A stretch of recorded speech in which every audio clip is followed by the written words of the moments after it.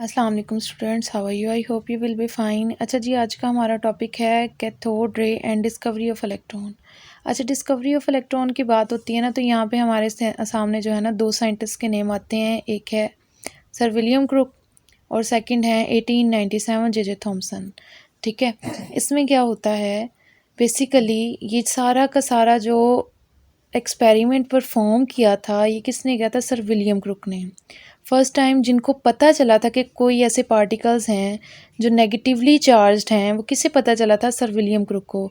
लेकिन इस बात की कंफर्मेशन जिसने की और जिसने इन पार्टिकल्स को, नेगेटिवली चार्ज पार्टिकल को नेम दिया, वो कौन है? जे थॉमसन, जिन्होंने नेम क्या दिया था नेगेटिवली चार्ज पार्टिकल को? इलेक्ट्रॉन का नेम दिया था।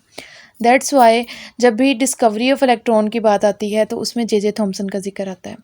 ठीक है जी। अब सर विलियम क्रुक ने एक एक्सपेरिमेंट परफॉर्म किया। उन्होंने क्या किया कि एक डिस्चार्ज ट्यूब ली ग्लास की, ठीक है, इसमें इंसर्ट की कोई भी गैस फॉर्म जैसे हीलियम या हाइड्रोजन या ऑक्सीजन, ठीक है, वो मैटर नहीं करती थी उस टाइम पे।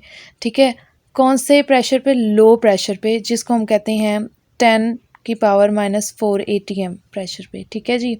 अब उस डिस्चार्ज ट्यूब को उन्होंने बैटरी के साथ अटैच कर दिया, दो अटैच कर दिए बैटरी के साथ, दो टर्मिनल जैसे होते हैं। ठीक है, एक का नाम है कैथोड, सेकंड का नाम है एनोड। अब यहाँ पे ना कैथोड और एनोड में ये भी कन्फ्यूजन आ जाती है कि कैथोड जो है कैटाइन से रिलेट करता है, लेकिन ऐसा नहीं है। कैटाइन जो है वो आयन की फॉर्म है और वो पॉजिटिव होता है, जबकि जब ये बैटरी में इसके टर्मिनल की बात आती है तो वो नेगेटिव होता है। ठीक है, इस बात पे बिल्कुल भी कंफ्यूज नहीं होना। ठीक है, अब उन्होंने क्या किया, जब उन्होंने high temperature high voltage current दिया बैटरी को, ठीक है, तो ना अब कैथोड से कुछ पार्टिकल्स नेगेटिवली चार्ज थे, ठीक है, वो मूव करने लगे कैथोड से एनोड की तरफ। जो कैथोड से एनोड की तरफ मूव करने लगे, जब वो डिस्चार्ज ट्यूब के इर्द गिर्द टकराए भी ना, तो उन्हें पता चला कि ये एक शाइन, एक चमक पैदा कर रहे हैं। उसको उन्होंने कहा कि यहाँ पे कुछ ऐसे पार्टिकल हैं जो नेगेटिवली चार्ज्ड पार्टिकल हैं। ठीक है, इस सारे के सारे एक्सपेरिमेंट में इन्होंने यही चीज़ नोट की, ऑब्ज़र्व करने के बाद इन्होंने पोस्टुलेट दिए।